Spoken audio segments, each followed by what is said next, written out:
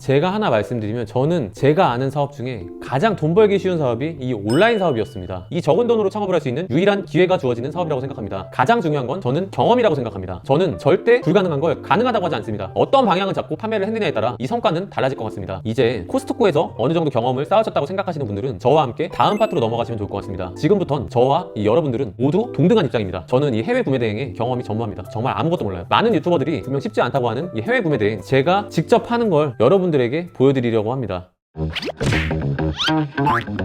안녕하세요, 퍼스트리입니다. 오늘은 구매 대행을 어떻게 해야 할지에 대해서 여러분들에게 알려드리려고 합니다. 자, 이 업을 준비하시는 분들에게 꼭 필요한 정보가 될 것 같아요. 사실 이 영상을 찍기 전에 저는 아무것도 몰라서 어떻게 접근해야 할지 정말 막막하고 고민이 많았어요. 일단 첫 번째로 사업자를 어떻게 내야 할지가 문제였어요. 저는 이 지난 영상에 소매업으로 사업자를 하나 냈어요. 소매업은 코스트코 같은 물건을 판매하는 업종이에요. 근데 이 해외 구매 대행은 이 업종이 다릅니다. 서비스업 구매 대행으로 사업자를 내야 하는데 그냥 기존 사업자에다가 업종을 추가해서 소매업 밑에 서비스업을 추가하면 되겠다 라고 쉽게 생각을 했었는데 그게 아니랍니다. 사실 그렇게 해도 문제될 건 없대요. 근데 그렇게 하면은 이 해야 할 일이 정말 많아진대요. 부가세 신고할 때만 되면 이 머리가 깨진대요.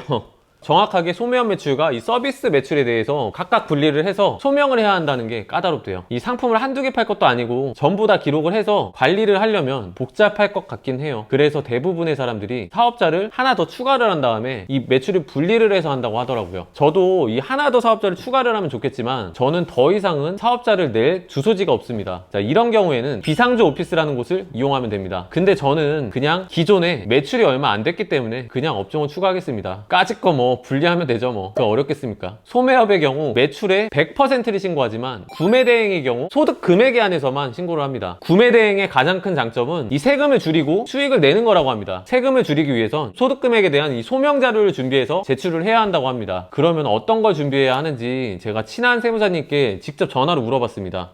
제가 멍청해서 그런지 이 전화상으로는 이해가 가질 않아서 그냥 엑셀 파일 하나 있으면은 저한테 보내달라고 했습니다. 이 엑셀 파일에 있는 걸 입력을 하고 인보이스를 모아서 정리를 해놔야 한다고 합니다. 조금 번거롭고 생소하다 보니 이 헷갈린 부분도 있는데 하다 보면 뭐 더 쉽고 빠른 방법을 찾을 수 있을 것 같아요. 자, 이제 세금은 얼추 이해했고 그럼 다음 단계인 어떻게 팔아야 할까요? 타오바오, 1688, 알리바바, 알리익스프레스 뭐 등등의 사이트가 다 뭔지 저한테는 너무나 생소합니다. 근데 사실 쉽게 생각해보면 참 별거 없는 것 같아요. 그냥 우리나라로 따지면 옥션, 지마켓, 11번가, 쿠팡, 스마트 스토어 뭐 이런 거라고 생각을 하면 좀 더 편하게 접근할 수 있을 것 같아요. 단지 조금 차이가 있는 건 이 사이트마다 셀러들의 성향이 조금씩 다르다는 거예요. 개인인지 공장 같은 업체인지 뭐 이런 차이인 것 같아요. 공장 같은 업체의 경우 병행 수입을 목적으로 하는 사람들이 많이 이용할 것 같고 저희는 해외 구매 대행이니까 개인 셀러 위주로 판매하는 사이트를 이용하는 게 효과적일 것 같습니다. 타오바오와 알리익스프레스가 있는데 타오바오에서 물건을 산 후 배대지를 이용하면 될 것 같아요. 배대지는 뭐냐면요, 배송 대행지예요. 말 그대로 배송을 대행하는 업체예요. 저희가 이 물건을 타오바오에서 주문을 하면 이 물건을 판매자가 저희한테 싼 택배로 보내주면 좋은데 보통은 DHL, UPS, 뭐 페덱스 같은 이런 세계적인 택배사를 이용해서 보내니까 비싸요. 이거는 기본 요금이 2만원인가? 그렇게 비싸대요. 그러다 보니까 우리는 배송 대행지를 이용할 거예요. 타오바오에서 물건을 파는 셀러가 중국에 있는 CJ 대한통운 같은 지네나라 택배사로 저희 물건을 배송 대행지로 보냅니다. 그럼 저희는 이 배대지를 통해서 물건을 받은 후 고객에게 보내는 거죠. 정리를 해보니까 쉽네요. 별거 없네요, 해외 구매대. 이제 좀 자신감이 붙네요. 어제까지만 해도 이거를 내가 할 수 있을까 이렇게 생각을 했는데 이거 사실 제가 잠깐 알아봤는데 잠깐 알아보니까 사실 별거 없어요. 그래도 그냥 일단 하는 데까지는 한번 해보려고. 어렵다. 이거 안 해봐서 생소해서 그런 거예요. 여러분들도 어렵게 생각하지 마세요. 이제 이 배대지에 대해서 좀 더 구체적으로 알아볼게요. 저는 정말 아는 업체가 없어서 제가 현재 운영하고 있는 이 3PL 거래처 사장님에게 물어봤어요. 예전에 구매 대행을 하셨던 적이 있다고 하셔서 잘 알고 계시더라고요. 앞으로 이 배대지를 잘 선택해야 할 것 같다는 느낌이 들었습니다. 저는 일단 요금이 저렴한 데를 물어봤습니다. 이 해운 배송과 항공 배송이 있습니다. 어느 게 더 빠른지는 항공 배송이 더 빠를 것 같아서 물어보진 않았어요.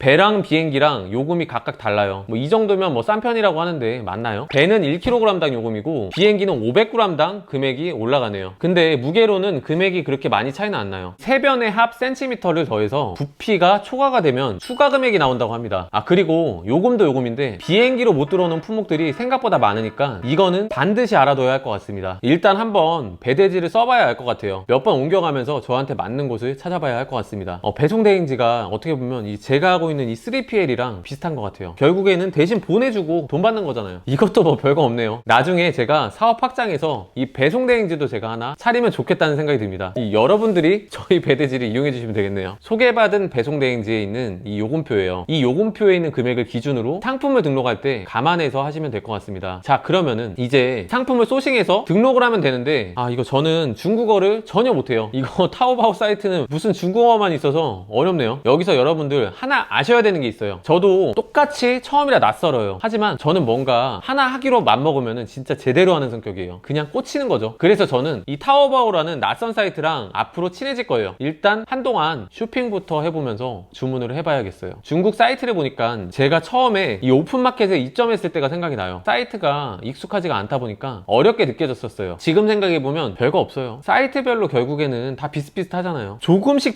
위치가 다른 건데 처음에서 낯설다 보니까 생소하게 느껴지는 건 당연한 거라고 생각됩니다. 그래서 저는 우선 타오바오랑 친해지겠습니다. 내일은 사이트별로 결제는 어떻게 해야 하는지, 결제 수단과 배송이 대략 얼마나 걸리는지 더 자세히 알아봐야겠습니다. 그리고 만약 판매가 이뤄져서 상품을 보냈는데 고객이 중간에 취소를 하는 경우엔 어떻게 해야 되는지, 다른 판매자들은 어떻게 파는지 벤치마킹도 해보고 해야 할 게 참 많네요.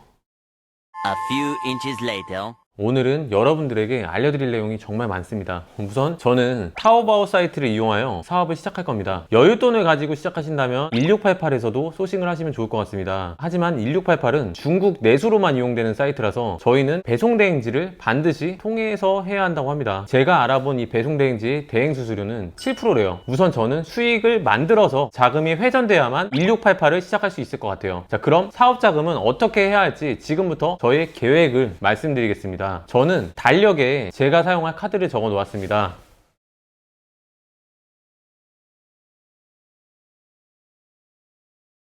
자, 보시면은 1일부터는 기업카드를 쓰면 됩니다. 기업카드는 이 30일까지 사용액이 이 15일날 결제예요. 이게 무슨 말이냐면 3월 30일날까지 사용한 금액을 4월 15일날 내야 한다는 거예요. 자, 그럼 4월 1일날부터 사용한 카드값은 5월 15일날 내는 거겠죠? 이해가 가셨나요? 처음 신용카드로 사업을 하게 되면 흔히 실수하는 것 중 하나가 30일 이후부터 써야 되는데 착각해서 그 전에 써버려요. 그래서 다음 달 15일날 예상 못한 카드값 때문에 이 난처한 상황에 처하게 됩니다. 저도 겪었던 일이에요. 돈 빌릴 곳이 있다면 다행이겠지만 이 없다면 그때는 파산해야 될지도 모르니까 관리를 잘해서 사용하시기 바랍니다. 이거를 잘 활용하신다면 한 달 이상의 사업 자금을 벌 수 있고 거기에 카드 포인트까지 모을 수 있습니다. 타오바오에서 물건을 사면 얼마나 걸리는지 알아봤습니다. 제가 알아본 이 배송대행지는 고객이 받아보는 데까지 딱 5일 걸린다고 합니다. 그럼 그냥 여유있게 계산해서 7일이라고 가정을 할게요. 스마트 스토어에서 고객이 구매 확정을 누르지 않을 수도 있기 때문에 정산되는 데까지 2주는 걸린다고 생각해야 될 것 같습니다. 이 쿠팡의 경우에는 거의 한 2달 정도는 될 것 같아요. 그러면은 자본금이 없는 분들은 쿠팡에서 못 파는 걸까요? 저는 쿠팡과 스마트 스토어를 동시에 진행을 할 겁니다. 가장 매출이 잘 나오는 이 쿠팡을 절대 빼먹을 순 없죠. 제가 알아보다 보니까 선정산 서비스라는 게 생겼어요. 원래 쿠팡은 선정산 서비스가 없었거든요. 제가 진행하는 이 무자본 창업 컨텐츠랑 딱 맞죠. 필요하신 분은 이 선정산 서비스를 이용하시면 될 것 같습니다. 쿠팡에서 판매된 금액 중에 묶여있는 돈을 미리 선정산을 해주는 거예요. 이거 진행하다가 저는 사실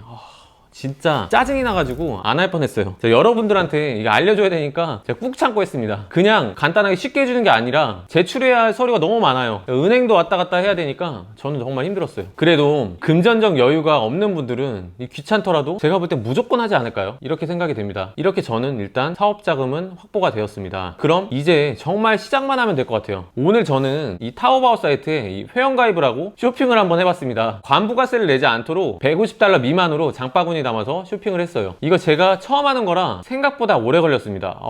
힘들었어요. 타오바오 사이트에서 이 주소지를 입력을 해야 되는데 거기에 제가 이용할 배송대행지 주소를 받아서 입력을 하는데 저는 이게 너무 어려웠어요. 제가 볼 때 보통은 홈페이지 같은데 이 뭐 매뉴얼 같은 걸 만들어 놓지 않을까요? 아닌가? 자주 하는 질문 이런 거는 답변해주기 귀찮아서 아마 저 같으면 할 것 같은데 젠장 거기는 없다고 해서 제가 계속 카톡으로 물어보면서 했어요. 배송대행지에서는 중국어로 알려주고 저는 한글 번역기로 돌리다 보니까 그게 서로 안 맞는 거예요. 그러니까 오래 걸렸어요. 타오바오에서 구매하는 것 같은 건 관련 영상이 많으니까 찾아보시면서 하면 될 것 같아요. 저는 타오바오에서 카테고리가 다른 걸로 몇 가지 쇼핑을 해봤어요. 그리고 저와 같은 다른 판매자들은 어떻게 판매하는지 궁금해서 그 판매자들 거를 상품을 한번 직접 사봤습니다. 사실 너무 궁금한 거예요. 제가 이 물건을 사면 며칠 안에 도착을 할까 이런 것도 궁금하고 저랑 같은 방식으로 하는지 이런 것도 궁금해서 한번 알아볼 겸 다른 판매자들 상품을 골고루 한번 주문을 해봤습니다. 앞으로 제가 들어갈 해외 구매 대행 시장에 대해서 파악을 하기 위해 사본 거예요. 오늘 제가 이 사이트에서 직접 구매를 해보니까 정말 낯설었던 이 사이트가 조금은 쉽게 느껴지네요. 배송 대행지를 써보신 분들 있나요? 요금을 보통 후불로도 해주나요? 제가 이 무자본 창업이라 택배비가 걱정돼서 물어봤거든요. 근데 자기네들은 주결제나 한 달 결제로 해준다고 하더라고요. 근데 사실 제가 유튜브를 한다고 처음부터 얘기를 했어요. 그래서 저한테만 이 혜택을 줘서 후결제를 해준 건 아닌가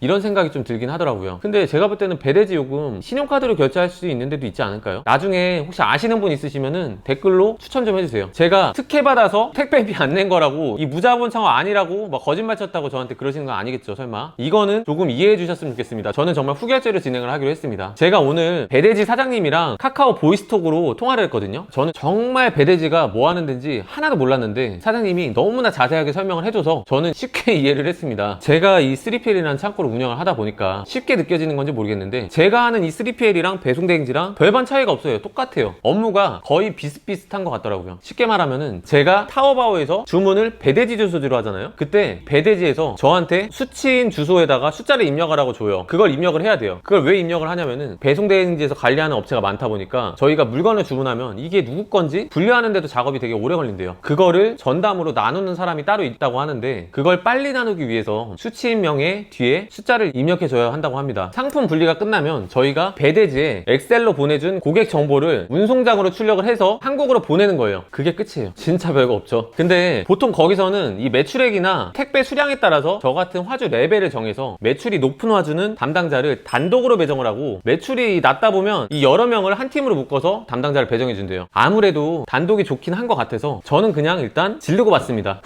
아마 최소 3천 하지 않겠어요? 이렇게 얘기를 해놨는데 이거 너무 제가 강한 자신감을 보이는 건가요? 앞으로 저는 정말 부지런히 팔아야 될 것 같습니다. 이 업체 사장님한테 초보자가 배송대행지를 선정을 할 때 주의해야 하는 사항을 물어봤거든요. 보통 신생업체나 이 업체의 규모가 작은 경우 주의를 해야 하는 경우가 있대요. 물건을 받았으면 원래 저희 쪽으로 바로 보내야 되잖아요. 근데 이거를 바로 안 보내고 컨테이너가 찰 때까지 모아서 한 번에 보내는 경우도 있대요. 그러다 보니까 5일 걸리게 일주일이 걸리고 일주일이 걸리게 10일 걸리고 이렇게 배송이 많이 늦어진다고 하더라고요. 그리고 또 예전에는 물건을 그냥 받고 쌩까는 업체들도 많았대요. 요즘에는 그런 업체들은 거의 없다고 하네요. 그리고 또 조심해야 되는 게 이 조선족이 하는 업체들은 조심해야 한다고 합니다. 근데 이거 제가 듣고 나서 생각을 해보니까 조선족이 운영하는 배대지입니다. 이렇게 홍보하면서 하는 데는 없지 않나요? 그래서 확인하기가 사실 쉽지는 않을 것 같아요.